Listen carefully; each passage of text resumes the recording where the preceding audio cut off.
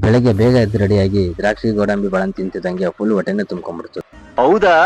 ಆಗ್ಲೇ ಫುಲ್ ಬೆಳಕಾಗಿತ್ತು. ನಾನಿದ್ದು ರೆಡಿಯಾಗಿ ಬ್ಯಾಗ್ ಹಾಕೊಂಡು ಸೀದಾ ಹೋದೆ ಜಿಮ್ಗೆ.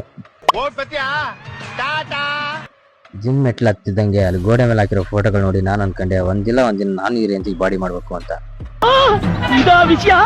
ವರ್ಕೌಟ್ ಮುಗಿಸ್ಕೊಂಡ್ಬಂದು 2 ಮೊಟ್ಟೆ, 2 ಗೆಣಸು, 2 ಬಾಳೆಹಣ್ಣು ತಿಂದಂಗೆ ತಿರ್ಗಾ ಹೊಟ್ಟೆ ಫುಲ್ ಆಗೋಯ್ತು. ಮಧ್ಯಾಹ್ನ ಊಟನೇ ಬೇಡ ಅನ್ಸ್ಬಿಡ್ತು. ಎಲ್ಲ ಅಕ್ಕನ ಮಕ್ಕಳು ಫಸ್ಟ್ PUC ಸೆಕೆಂಡ್ PUC ಓದ್ತಿದ್ರೆ ನಮ್ಮ ಅಕ್ಕನ ಮಗಳು ಇನ್ನು 3ನೇ ಕ್ಲಾಸ್.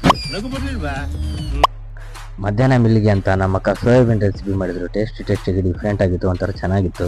ನಮ್ಮ ಮನೇಲಿ ಎಲ್ಲರೂ ಮಧು ಗೌಡ ಲಾಗ್ ನೋಡ್ತಾ ಇದ್ರು. ನಾನು ಹೇಳಿದೆ ನಾನು ಲಾಗ್ ಮಾಡಾಕಿದ್ದೀನಿ ನೋಡಿ ಅನ್ನೋದಕ್ಕೆ, ನೀನ್ ಡೈರೆಕ್ಟ್ ಆಗಿ ಮಾತಾಡೋದೇ ಅರ್ಥ ಆಗಲ್ಲ, ಇನ್ನು ಮೊಬೈಲಲ್ಲಿ ಏನು ಅರ್ಥ ಆಗುತ್ತೆ ಅಂತ ಹೇಳಿದ್ರು.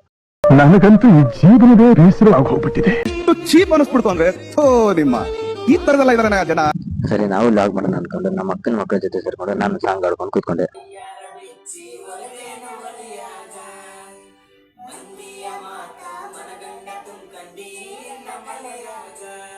ಸಾಂಗ್ ಆಡಿದ್ಮೇಲೆ ನನ್ಗನ್ನಿಸ್ತು ಪಕ್ಕ ಒಂದಿನ ಸಿಂಗರ್ ಆಗ್ತೀನಿ ಅಂತ.